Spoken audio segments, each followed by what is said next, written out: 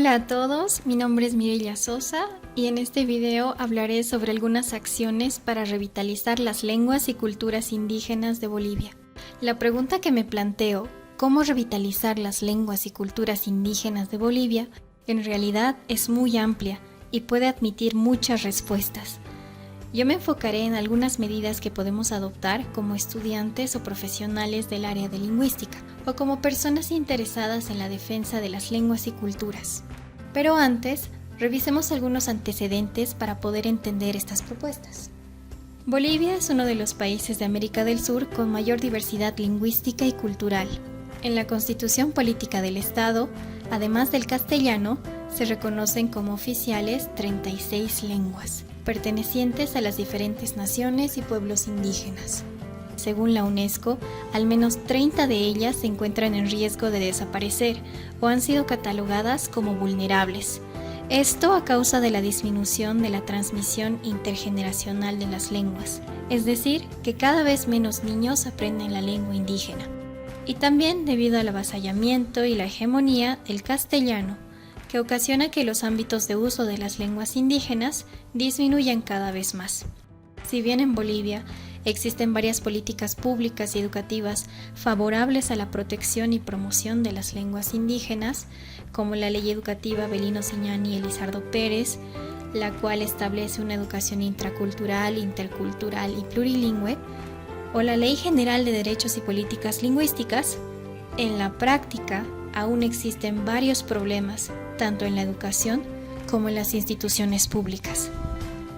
Por ejemplo, un hablante monolingüe de una lengua indígena aún no puede recibir servicios de salud o servicios jurídicos en su lengua materna.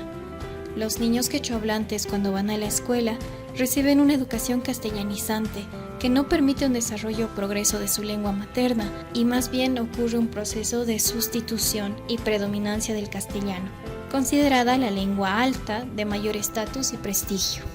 Tomando en cuenta todos estos aspectos, considero que es fundamental actuar sobre las actitudes lingüísticas que tenemos sobre las lenguas indígenas.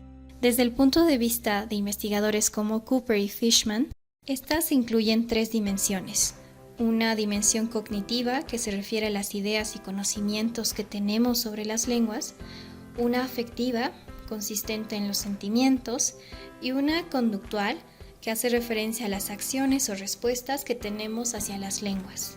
En este sentido, es necesario que las personas, tanto hablantes como no hablantes de lenguas indígenas, tomen conciencia de lo que significa perder una lengua. Cuando se pierde una lengua, no solo se pierde un sistema lingüístico, una manera más de comunicarse, se pierde una forma única de ver y actuar en el mundo. Se pierden muchos saberes y complejos sistemas de conocimientos que recién empezamos a valorar.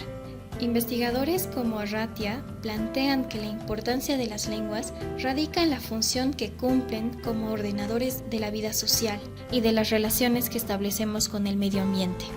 Las lenguas constituyen, por lo tanto, verdaderos depósitos o guardianes de valiosa información sobre las diferentes especies de plantas y animales, el clima, las distintas costumbres y tradiciones de los pueblos.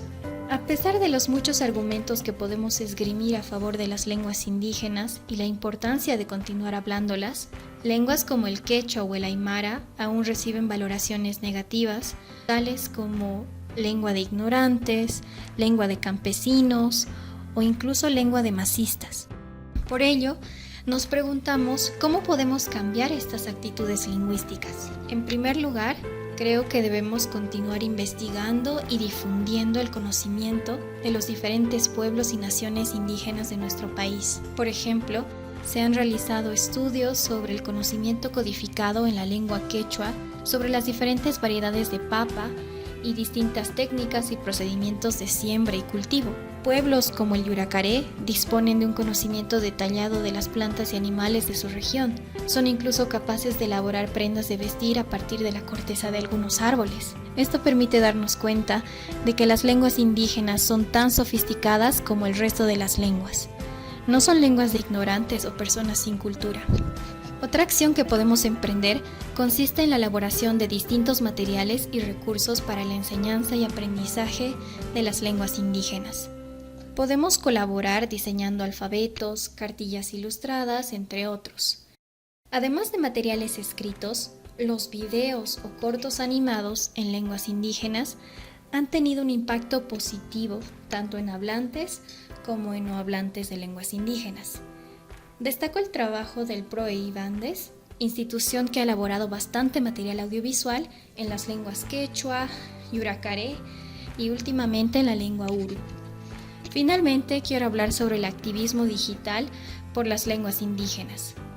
Varios jóvenes han empezado a crear contenido en lenguas indígenas, ya sea dando pequeñas lecciones para aprender la lengua, como compartiendo las costumbres y tradiciones de sus pueblos o naciones. Es destacable el trabajo que realiza el grupo Orikenticitus en Facebook o el contenido de Wilfitu Yachachej o Tikitahuara en TikTok a favor de la lengua quechua. El objetivo de las diferentes medidas presentadas a lo largo del video es tratar de cambiar las actitudes lingüísticas negativas hacia las lenguas indígenas y ampliar los ámbitos de uso de las mismas. En definitiva, las redes sociales como Facebook, Instagram, TikTok son espacios que debemos aprovechar al máximo para la defensa y promoción de las lenguas y culturas indígenas. Eso es todo. Muchas gracias por su atención.